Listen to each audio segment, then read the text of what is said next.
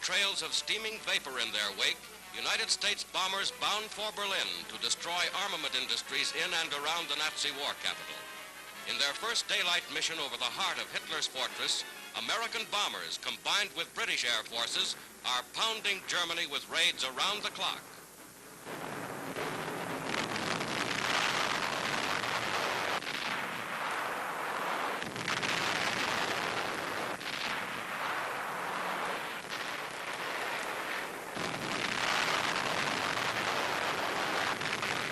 One propeller out, a bomber limps home.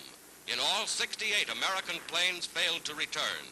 But the next day and the next, American bombers returned in follow-up raids. Today, squadrons like these in ever-increasing numbers are taking the war home to Germany itself.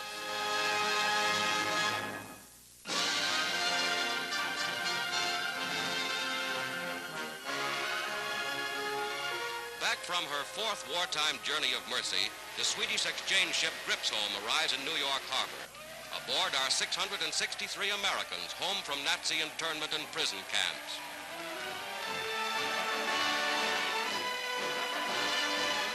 Wounded soldiers, war correspondents, and diplomats are among her passenger list.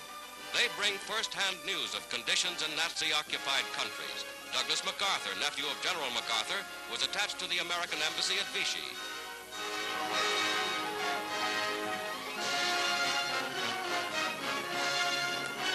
Ralph Heinzen was Paris correspondent for an American news service. We're very glad to get home. We've been 13 months interned in Germany, and 13 bad months for the Germans as well as for ourselves, because in those 13 months, Germany has lost the war. They know they're whipped, but they're wondering how they're going to get out of it.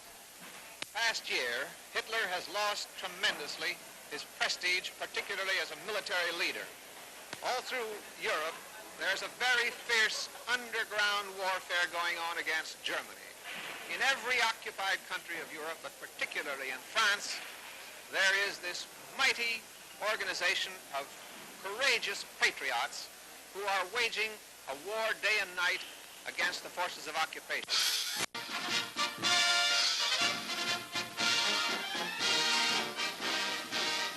Home on leave after 4 years of battle, units of Australian fighting men get a thundering welcome as they parade through the streets of Sydney.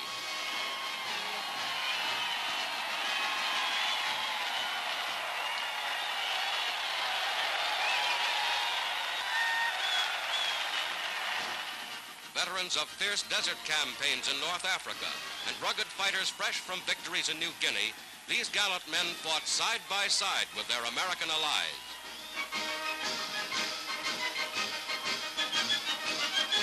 Australia's General Sir Thomas Blamey takes the official salute as the nation pays tribute to its heroic sons.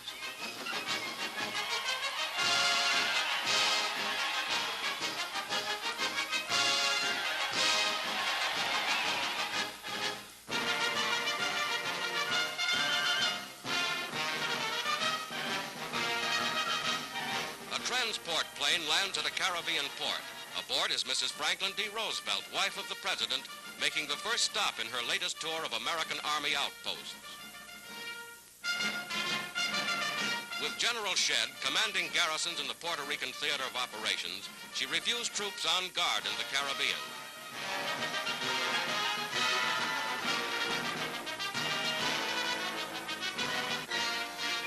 In Australia, Mrs. Douglas MacArthur, wife of the Allied commander in the Southwest Pacific, sponsors a new destroyer built by Australian workmen.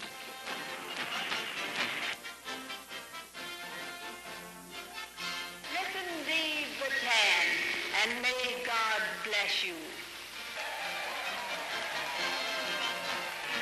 And His Majesty's Australian ship Bataan goes down the ways, dedicated to avenge the gallant fighters in the Philippines whose heroism will never be forgotten.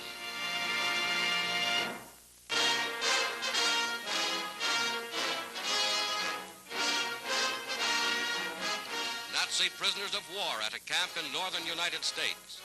In full accord with the Geneva Convention, prisoners are well housed, well clothed, and well fed. Although prisoners are not required to work, many volunteer as lumberjacks, for which they are paid 80 cents a day. A snow shoveling detail. Prisoners keep their own camp in order. By doing work like this in the shoe shop, captives are able to buy cigarettes and other luxuries. War prisoners receive the same rations as American soldiers, or an equivalent in their own type of food if they prefer. These Signal Corps pictures show a fully equipped recreation room provided for the captives, who even have their own band. America scrupulously observes the principles of humanity in her treatment of war prisoners.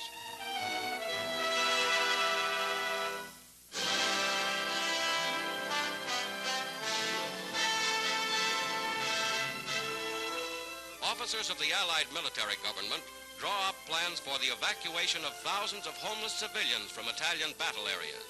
At one large estate, more than 10,000 Italians found refuge from fighting zones.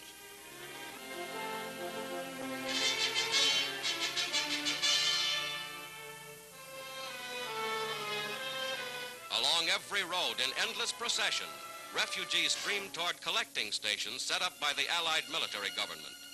Many helpless families, made homeless by the German seizure of their country, were forced north during the Nazi retreat. Stripped of most of their possessions, only a few were adequately clothed or fed until the Allied Fifth Army landed.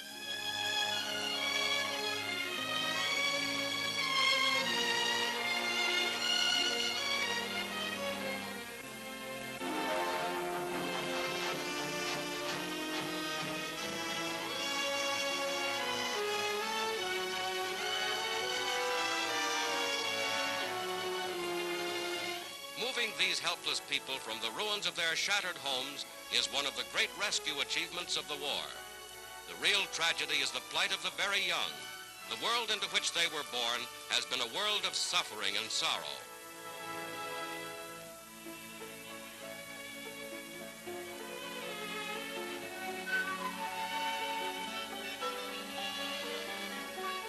Now the Allied authorities open the way to a new haven. A haven where they may wait in safety for the day of peace. As swiftly as possible, Army trucks take them to ports of embarkation.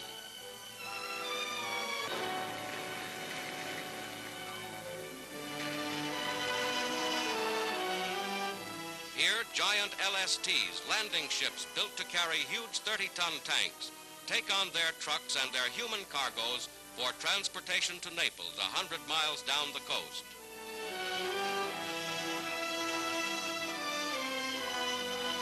Sanctuary in southern Italy. Here many Italians find new hope and new lives in liberated territory.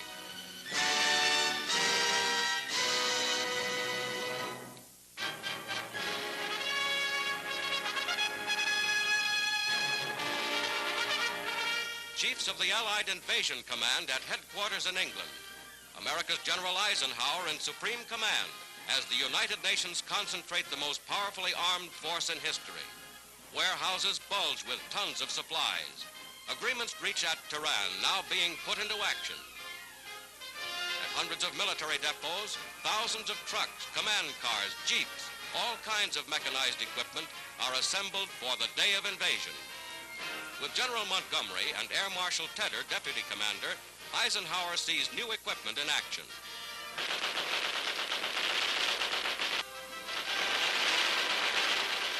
Today, great fleets of troop carriers soar over Britain, releasing their hordes of parachutists. Spectacular rehearsal of things to come.